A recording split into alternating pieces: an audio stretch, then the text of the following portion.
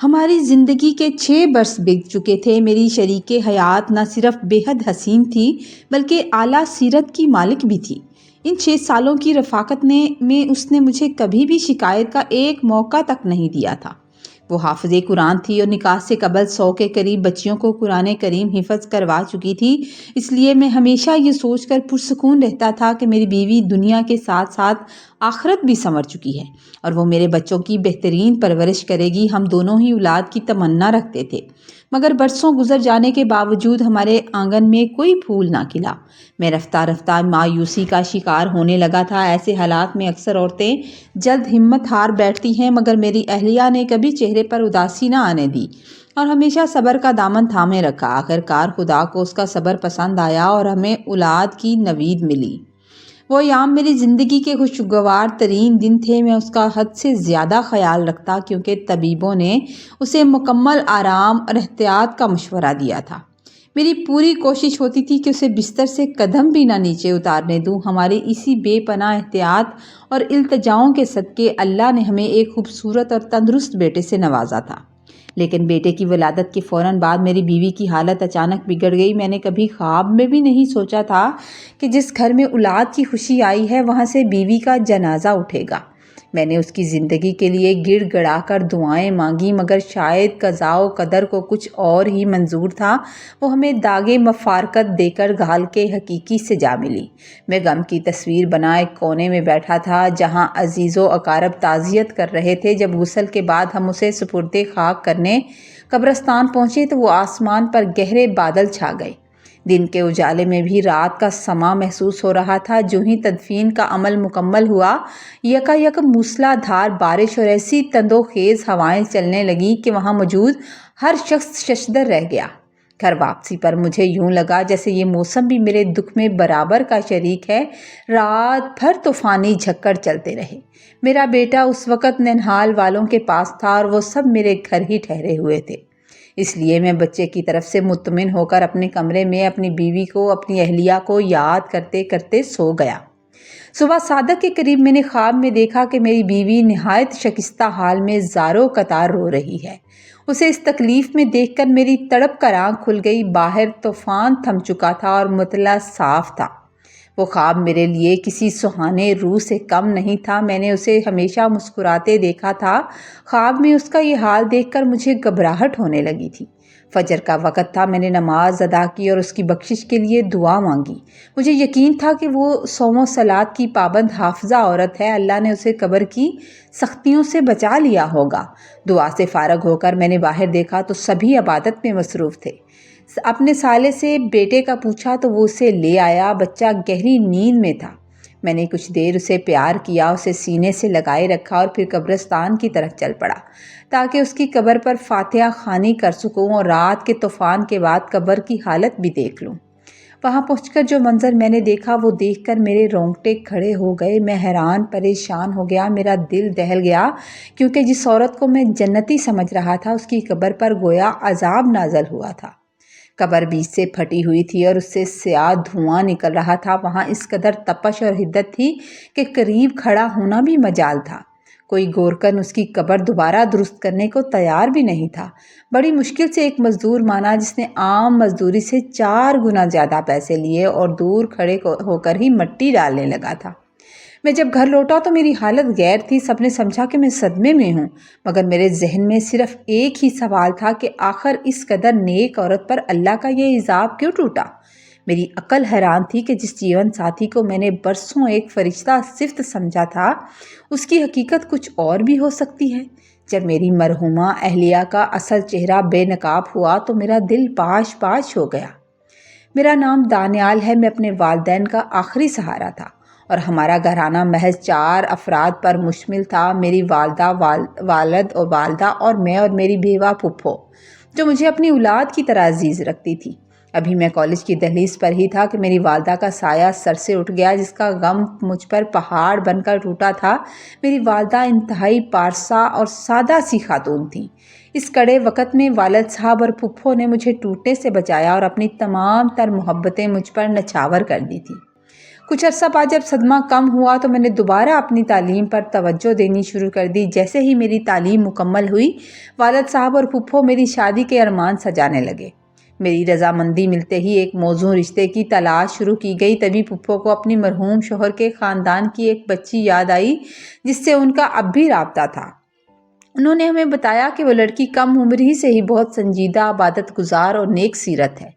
اس کے سر سے باپ کا سایہ اٹھ چکا تھا۔ اس نے بڑی جرأت کے ساتھ اپنی چھوٹی بہن اور ننھے بھائی کی ذمہ داری اٹھائی تھی، اور وہ نہ صرف نماز روزے کی پابند بلکہ حافظ قرآن بھی تھی اور بچیوں کو گھر میں کلام الہی کی تعلیم دیتی تھی۔ اس کی دعاؤں اور قرآنی تعویذات کی تاثیر کی وجہ سے لوگ اس کے پاس آتے تھے اور اسی معمولی آمدنی سے وہ اپنے گھر کا نظام بخوبی چلا رہی تھی۔ میں نے جب یہ سنا تو بنا دیکھے ہی اسی شرط کے لیے حامی بھر دی تھی۔ لڑکی نے رشتہ طے ہونے پر ایک شرط رکھی تھی کہ وہ شادی کے بعد اپنے بھائی کی تعلیم اور بہن کے ہاتھ پیلے ہونے تک ان کی مالی مدد کرتی رہے گی۔ مجھے اس پر بھی کوئی اعتراض نہیں تھا، بلکہ میں نے ارادہ کر لیا تھا کہ اس کار خیر میں بھی اپنا حصہ ڈالوں گا۔ نکاح کے بعد جب میں نے اپنی شریک حیات کو دیکھا تو اس کے حسن اور سیرت کا میں گرویدہ ہی ہو گیا تھا۔ وہ ہر لمحہ دوسروں کی خدمت کے لیے کمر بستہ رہتی اور میرا اس قدر خیال رکھتی کہ مجھے کبھی پریشانی نہیں آنے دیتی تھی۔ ہمارے گھر میں ہر طرف سکون ہی سکون نظر آتا تھا، بس ایک ہی کمی تھی، اور وہ کمی تھی اولاد کی۔ میں اکثر اداس ہو جاتا، مگر وہ اپنے صبر اور حوصلے سے میرا سہارا بنتی تھی۔ شادی کے تیسرے ہی سال میرے والد صاحب کا انتقال ہو گیا، جس کے بعد میں بے اولادی کی وجہ سے مزید بیزار اور پریشان رہنے لگا۔ میرا صبر جواب دے رہا تھا، مگر وہ ہر لمحہ مجھے رب کی مصلحتیں سمجھاتی اور شکر کی تلقین کرتی تھی۔ مجھے تعجب ہوتا تھا کہ ایک نازک اندام لڑکی مجھے حوصلہ دے رہی ہے، جبکہ خاندان والوں نے تانوں سے ہمارا جینا حرام کر رکھا تھا۔ ہر کوئی پوچھتا تھا کہ خوشخبری کب سناؤ گے؟ یہ سوال سن سن کر ہم تنگ آ چکے تھے۔ پھپھی بھی اب بے چین رہنے لگی تھی اور اکثر اسے کڑی باتیں سناتی تھی، گویا یہ سب ان کے اختیار میں ہو۔ آخر کار ہماری شادی کے 6 برس اللہ نے ہماری پکار سن لی اور اولاد کی خوشخبری ملی۔ ہم سب خوشی سے نہال تھے۔ میں اور پھپھو اس کا اس قدر خیال رکھتے، اتنا زیادہ خیال رکھتے تھے۔ میرا بیٹا تندرست پیدا ہوا، مگر ولادت کے وقت بعد اس کے ماں کی طبیعت اچانک سے بگڑ گئی اور وہ داعیے اجل کو لبیک کہہ کر چلی گئی۔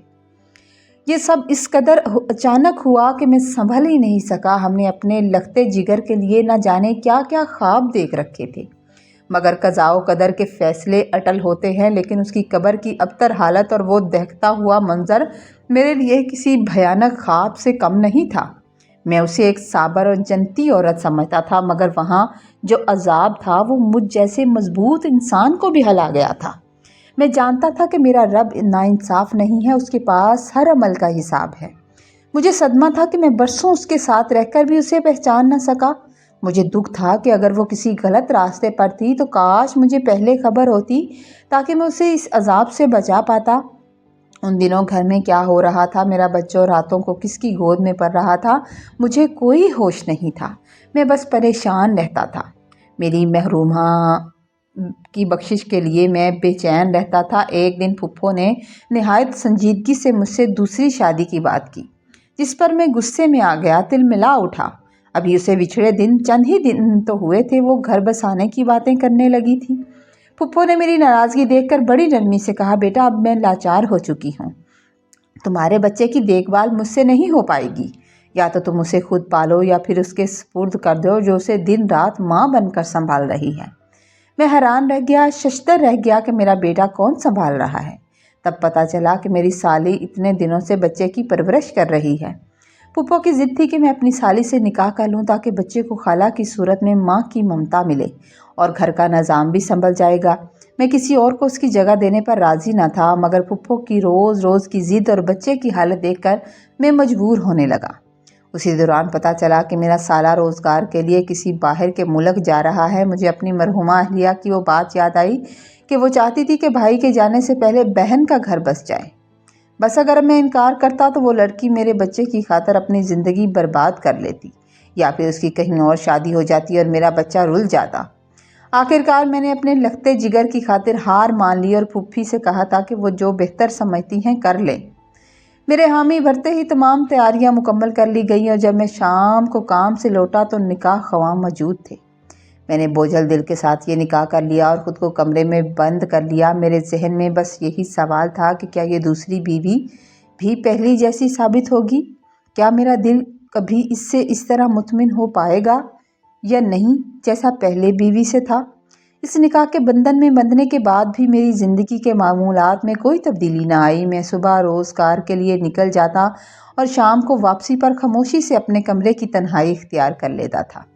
میری دوسری شریک حیات نے بڑی نفاست سے گھر کے تمام امور سنبھال لیے تھے، یہاں تک کہ میرا کمرہ بھی اب پہلے سے زیادہ منظم اور پاکیزہ نظر آنے لگا تھا۔ میرا ذہن ان تبدیلیوں کو محسوس تو کر رہا تھا، مگر عجیب بات یہ تھی کہ شادی کو کئی روز گزرنے کے باوجود میں نے اب تک اپنی دوسری بیوی کا چہرہ تک نہیں دیکھا تھا۔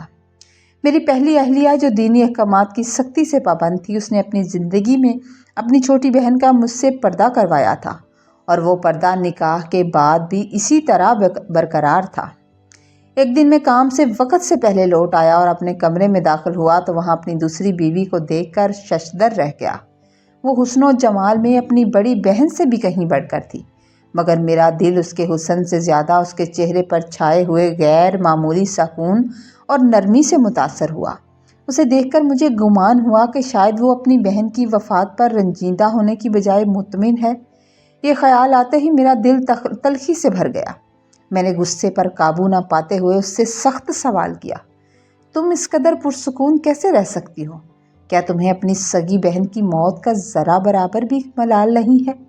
تم اس کی جگہ لے کر اتنی خوش ہو، جبکہ وہ جوانی میں ہمیں داغے مفارقت دے گئی، اور اس کی آخرت کا حال تو میں اپنی آنکھوں سے دیکھ چکا ہوں، اور اس کی قبر کس عذاب کی گرفت میں ہے۔ میں نے طیش میں آ کر اپنی مرحومہ اہلیہ کی قبر کا وہ خوفناک راز اس کی بہن کے سامنے فاش کر دیا تھا، اسے اس رات کا سارا قصہ، سارا واقعہ سنا ڈالا تھا۔ میری باتیں سن کر اس کے چہرے کا رنگ اڑ گیا اور وہ تڑپ کر رونے لگی۔ اس کی ہچکیاں بند گئی اور وہ ایسی بات کہنے لگی جس نے میرے ہوش اڑا دیے۔ وہ رونے لگی اور روتے ہوئے پکاری، ارسلان صاحب، مجھے اسی انجام کا خوف تھا۔ میں جانتی تھی کہ رب ذوالجلال باجی سے ناراض ہیں اور انہیں سخت عذاب دے گا۔ میں نے انہیں بہت منع کیا، میں نے بہت روکا، مگر وہ نہ رکی اور نہ مانی۔ میں دنگ رہ گیا۔ اس سے حقیقت پوچھی تو اس نے سسکیاں لیتے ہوئے بتایا، میری بہن واقعی ایک عبادت گزار اور حافظہ خاتون تھی۔ ان کی زبان میں بڑی تاثیر تھی۔ ایک بار محلے کے ایک بیمار بچے پر انہوں نے کچھ آیات پڑھ کر دم کیا تو وہ شفا یاب ہو گیا۔ اس واقعے نے انہیں مشہور کر دیا اور لوگ دور دور سے ان کے پاس آنے لگے تھے۔ شروع میں وہ قرآنی آیات ہی لکھ کر دیتی تھی، جس سے ہونے والی مختصر آمدنی سے ہمارا گھر چلنے لگا تھا، مگر پھر آزمائش آ گئی۔ میرے بھائی کے دونوں گردے جواب دے گئے اور اس کے علاج کے لیے ہمیں لاکھوں کی ضرورت تھی۔ انہی دنوں ایک شخص باجی کے پاس آیا جو ایک شادی شدہ خاتون کو پانا چاہتا تھا اور اس کی طلاق کا خواہش مند تھا۔ باجی نے پہلے تو انکار کیا، مگر جب اس نے 3 لاکھ روپے کی پیشکش کی تو بھائی کی جان بچانے کے لیے باجی کا ایمان ڈول گیا۔ انہوں نے وہ فیصلہ کر لیا جو انہیں نہیں کرنا چاہیے تھا۔ انہوں نے کاغذ پر کچھ ایسا لکھ دیا کہ اس شخص کا کام ہو گیا۔ اس کے بعد تو جیسے پیسوں کا لالچ ان کے دل میں گھر کر گیا، وہ ناجائز مقاصد کے لیے تعویذ بنانے لگی۔ ایک روز میں نے چھپ کر انہیں کالا علم کرتے دیکھا تو میری روح کانپ اٹھی۔ وہ کاغذ پر مقدس آیات کو الٹا لکھ رہی تھی۔ میں نے انہیں اللہ کے عذاب سے ڈرایا، مگر وہ کہنے لگیں کہ اگر ایسا نہ کرتی تو ہمارا بھائی مر جاتا۔ میں نے انہیں بہت سمجھایا کہ زندگی اور موت اللہ کے ہاتھ میں ہے، اس حرام کام سے باز آ جائیں، مگر دولت کی ہوس نے انہیں اندھا کر دیا تھا۔ انہوں نے نماز روزہ نہ چھوڑا تاکہ لوگ انہیں نیک سمجھتے رہیں، مگر پس پردہ وہ اسی گناہ عظیم میں غرق رہی۔ میری دوسری بیوی روتے ہوئے کہہ رہی تھی، میں ہر لمحہ ڈرتی تھی کہ کہیں توبہ کی مہلت ملے بغیر ہی موت انہیں نہ آ لے، اور میرا ڈر سچ ثابت ہو گیا۔ میں ساکت حیران پریشان کھڑا ٹکٹی باندھے اسے دیکھ رہا تھا۔ میں جسے تقویٰ کی معراج سمجھتا تھا، وہ دنیاوی مال و متاع کی خاطر اپنا ایمان تو کب کا بیچ چکی تھی۔ دوسری طرف میرے سامنے وہ لڑکی تھی جو حافظہ نہ ہونے کے باوجود اپنے دل میں خدا کا سچا خوف رکھتی تھی۔ اللہ نے مجھے اب ایک حقیقی نیک سیرت جیون ساتھی سے نوازا تھا۔ یاد رکھیں، کالا علم کرنے والے اور کروانے والے دونوں ہی اللہ کے مجرم ہیں۔ کسی عزیز کی بیماری یا مشکل وقت میں بھی کبھی اس گناہ کے کبیرہ کے قریب نہ جائیں، کیونکہ یہ دنیا کی عارضی راحت تو دے سکتا ہے مگر آخرت میں رسوائی اور ابدی عذاب کا باعث بنتا ہے۔ سٹوری آپ کو اچھی لگے تو لائک کرنا مت بھولیں، کامنٹ میں اپنی رائے کا اظہار کریں۔ باقی خوش رہیں، آباد رہیں، دعاؤں میں یاد رکھیں، دوسروں کو بھی دعا دیا کریں۔ دعا بہت قیمتی تحفہ ہوتا ہے۔